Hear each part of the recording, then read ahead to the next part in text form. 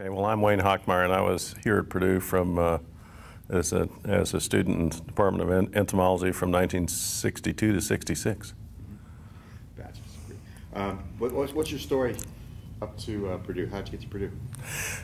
It was actually kind of an interesting experience, but I worked with Ray Everly, who was a professor in the department, and it was a summer job. I was a high school student in Evansville, Indiana. So I spent, I think, 2 or 3 years actually working for a member of the department. So is that the reason that you went into entomology at Purdue, because of the summer job?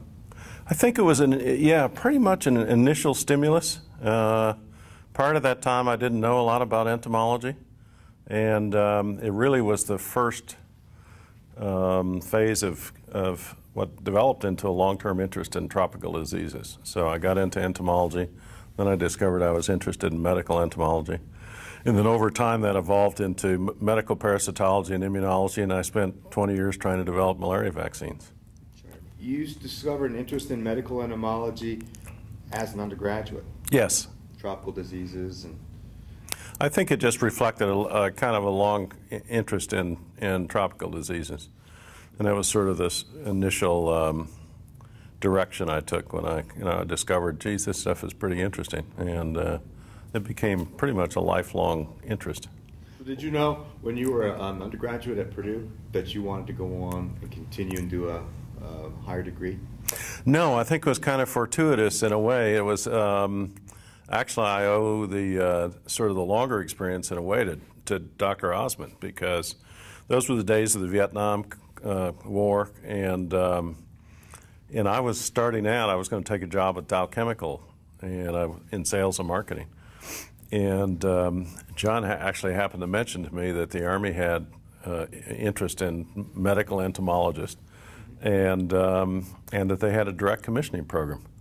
And so I applied for that and ultimately got into that program and ended up serving 20 years on active duty in a variety of different positions. But that really sort of stimulated this long transition to interest in tropical diseases. Yes, but I served in Vietnam. Then I spent 4 years in Africa as commander of a medical research unit over there, studying malaria and African sleeping sickness and leishmaniasis, all of them vector-borne diseases. And then that really led to a long interest in trying to make vaccines against them. Right, in that period from, say, the 80s, early to mid-80s when I left, 86, sort of was what was the inception of what we think of in the U.S. as the development of the biotechnology industry. So we were actually doing those kinds of things, and I was head of the research Department of Immunology at Walter Reed Army Institute of Research in those days. We had a team working on malaria vaccine development.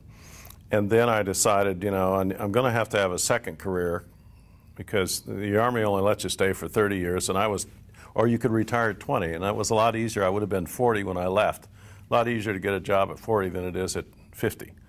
So that was really the reason I left, and I ended up going to a company in upstate New York that was making vaccines for a bacterial disease as head of their research and development operation.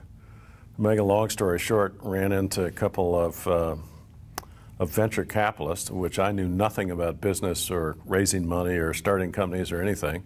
But this company was a small company, went public, discovered that whole process, and then started a company myself in 1988. And that went from one person to we sold the company last June to AstraZeneca. So at that time we had about 2,500 employees, and we did about $1.5 billion a year in annual sales. And last time well, I think the beauty of being an undergraduate here at that time was just, it was such a great institution. We had such a good education. I think the faculty really had the best interest of the students at heart. And so, you got a chance to really sort of test your wings, learn what you liked and didn't like, and in the process also got a heck of a good education. I value the time at Purdue probably more than any other experience I had. Yeah, it's probably... That's why there's always this history of coming back to, your undergraduate institution. It either is an extraordinarily good experience, I suppose, or the other way. But in most cases, I think it's extraordinarily good. In my case, it was, very formative. Good, but I remember, you know, just the size of the university was daunting. I mean, I had come up here as a student, maybe to visit once or twice, and I think we're only 20,000 at that time. 20 or 25,000. But then I remember in those days, all the freshman class, whatever they opened, it was a Sunday afternoon, went to Elliott Hall of Music, and everybody was there. And then President Hovde was the president of the university in those days. And I remember him getting up on the stage addressing the freshman class. And then the one thing I remember him saying is, look to the person on the left of you and look to the person on the right of you. At the end of this year, only one of you is going to be left. And I thought, you know, those are not very good odds. So you better study hard. And so that was, you know, but that was a great introduction. I remember that vividly. And then I also remember we used to wear green beanies in those days. Even in the 60s? Absolutely in the 60s. And it went all the way through the 60s, as far as I know. I left in 66. We were still doing them. And the big thing for upperclassmen at that time was to steal them, you know, run by and grab the pots off the head of the freshmen. Because in those days, in your freshman year, if you were in a residence hall, if you didn't have your pot and you couldn't have dinner. You know, you either had to get another one or do something. But it was such a curious custom. But everybody took it very seriously. In student government, Thomas A., everybody was an ROTC in those days. Mm-hmm. Did you go to sports events like the football games? Oh, of course, you never missed them. Yeah. You know, I don't think I ever missed a football game in 4 years, you know, frankly. And then we had the, what was it, you know, where everybody had flashcards. I forget what they used to call that. There was a student section that yeah, and, you know, would spell out Purdue or, you know, go Boilermakers or something, you know. You couldn't tell because you were holding up the flashcards, but it was always in the end zone. And I think they were mostly freshmen and sophomores that did that. And, you know, I'll give you one other thing that I remember, because I think these are some historical things that ultimately get lost. In those days, Purdue there was mandatory ROTC. So we used to go to class in uniform, and over at the Armory, you had, you know, I was kidding a friend of mine today who's up for this weekend with us, and he was a former infantry officer. And I said, you know, that's where I learned drill and ceremonies, right there at the Army, because they were fairly tough in those days. I mean, it was not like it later evolved. ROTC was taken seriously. And we used to have an annual pass and review ceremony every year, and this guy couldn't believe it, but there must have been 10,000 freshmen and sophomore here. So when that annual, and Army, Navy, Air Force was all here, when that thing took place, there must have been 10,000 people out there.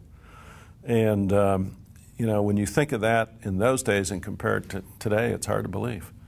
But it was deadly serious. I mean, people pass out in the heat and all that kind of stuff, so you stand at attention and lock your knees, and all of a sudden you're on the ground. You know?